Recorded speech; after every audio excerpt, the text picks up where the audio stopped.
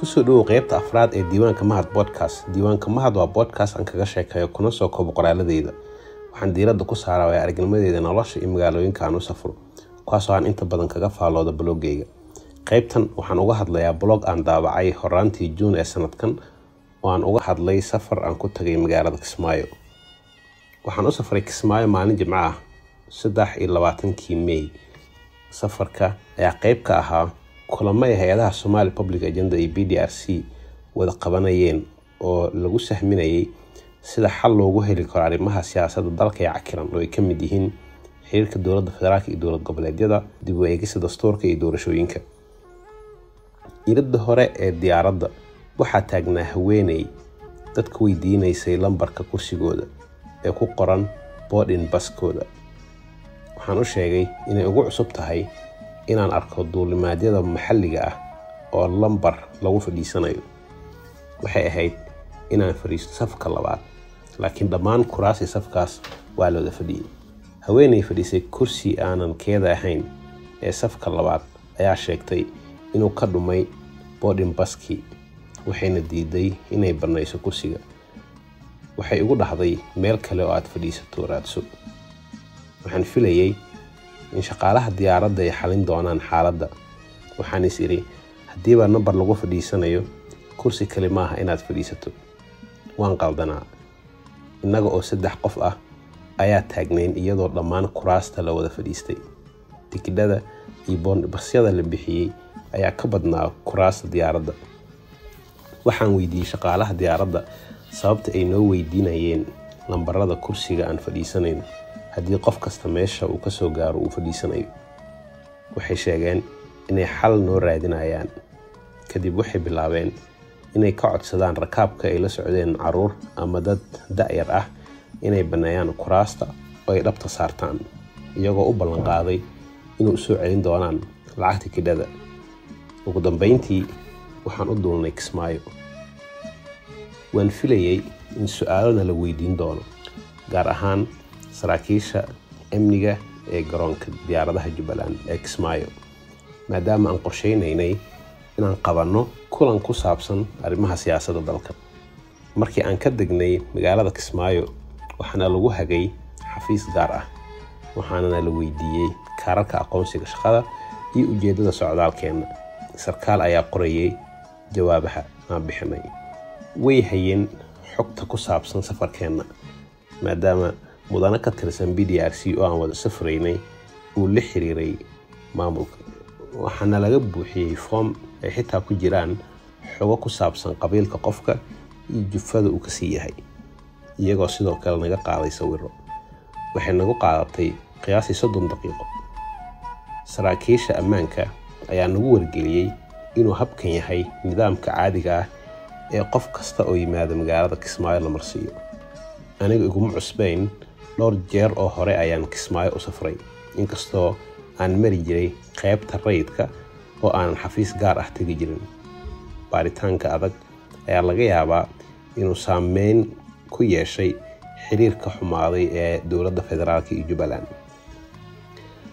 muddadii aan joogay Kismaayo, waxaan soo arkay horumarro iyo dadaallo ballaaran oo ka socday magaalada. duqa magaalada Kismaayo, Cumar Cabdullaahi Maxamed Faraweyne, ayaa nagu soo wareejiyey magaalada iyo mashaariicda dhismaha wadooyinka laamiga ah iyo bulaacadaha ee ka socday magaalada Kismaayo. waxaan ku arkay Kismaayo nidaam bulaacado kuwii ugu wanaagsanaa ee aan ku arkay Soomaaliya. magaalada iyo maamulkeeda ayaa ka faa'iideysanaya maalgelinta mashruuca nagaad oo horey loo oran jiray Somalia Urban Resilience Project. duqa degmada waxa uu na tusiyey habka bulaacadaha ay biyaha roobka uga soo qaadayaan magaalada oo ay badda ugu shubayaan. dowladda hoose ayaa burburisay dhismayaal jidka ku jiray si ay dib u dhis ugu samayso wadooyinka iyo bulaacadaha. waxa kale oo aan aragnay dhowr isgoys oo gudbinaya fariimo ku saabsan taariikhda magaalada iyo waxyaabaha ay caanka ku tahay. isgoyska ka soo horjeeda argada Kismaayo ayaa waxaa ka muuqda farshaxan kubadda cagta ah oo xagga sare kaga yaal. sidoo kale waxaa ku dhagan sawirro iyo xogo ku saabsan magaalada, sida qorshaha cusub ee Kismaayo iyo tartanadii kubadda cagta oo ay magaalada ku guuleysatay. Sawir ku dhagan isgoyskaas ayaa tilmaamaya in Kismaayo ay 8 jeer ku guuleysatay tartamada kubadda cagta sanadihii 71, 72, 1974, 1978, 1985, 1986, 1988 iyo 2017. Isgoys kale ayaa muujinaya faanta maroodiga. Markii aan weydiiyey muhiimadda ay faanta maroodiga leedahay, duqa magaalada ayaa ii sharaxay in magaalada Kismaayo ay taariikh ahaan caan ku ahayd maroodiga, isla markaana farshaxanku uu qayb ka yahay qorshaha lagu ilaalinayo taariikhdaas. Kismaayo waxay leedahay xeeb nadiif ah oo qurux badan oo lagu magacaabo xeebta Liido, waxayna ku dhowdahay guriga martida, halkaasoo la dejiyo martida dowlad goboleedka. Xeebtu waxay garoon kubadda cagta u tahay dhalinyarada. Ma jiraan maqaayado u dhow, balse habeen ayaan tagay hotel ku dhagan xeebta oo ay dadku fariistaan agagaarka xeebta. Waxay i xusuusisay xeebta Liido ee Muqdisho iyo waqtigii aan sida joogtada ah u tagi jiray maalmaha Jimcada. Sidoo kale waxaan booqasho gaaban ku tagnay guriga martida, halkaasoo aan ku tukanay salaada maqrib. Magaalada Kismaayo ay sidoo kale waxaa ku soo badanaya ururada bulshada rayidka oo ay hormuud u yihiin dhalinyarada. Inteennii wada socday oo ka koobnaa 4 xubnood, waxaan ka qayb galnay madal uu habeen qabtay Machadka Dooxada Jubba looga doodayay arrimaha deegaanka iyo isbeddelka cimilada. Dhammaan ka qaybgalayaasha waxay ahaayeen dhalinyaro xog ogaal ah oo weydiinayay su'aalo muhiim ah martida madasha. Waxaan sidoo kale booqanay Ardaaga oo ah madal ay aasaaseen dhalinyaro. Waxay nala wadaageen macluumaad ku saabsan shaqadooda iyo sida ay ku bilaabeen Ardaaga. Waxay daneynayeen inaan talo ku biirino. Waxaan siinay talooyin, waxaan la wadaagnay qaar ka mid ah caqabadaha aan kala kulannay maamulka hay'ado cilmi baaris. Inkastoo ay jiraan mashaariic kaabayaasha dhaqaalaha, haddana dadka aan la kulannay waxay walaac ka muujiyeen saameynta taban oo ay ku yeelatay khilaafka Jubbaland iyo dowladda federaalka.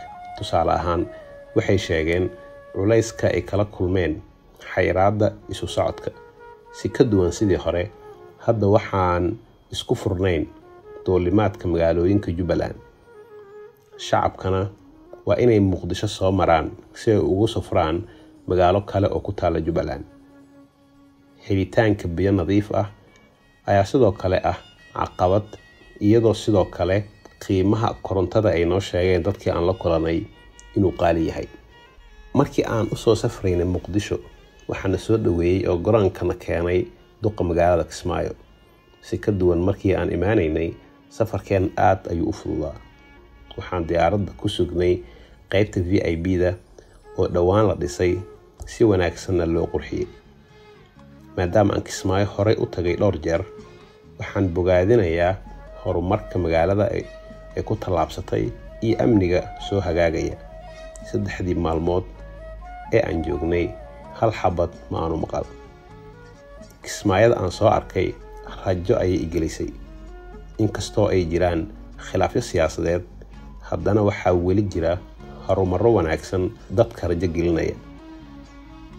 Rajadaas waxaan ku soo arkay Kismaayo. Diiwaanka Mahad Podcast waxaa soo saara Mahad Waasuge. Waad ku mahadsan tahay dhegeysiga qaybta 4.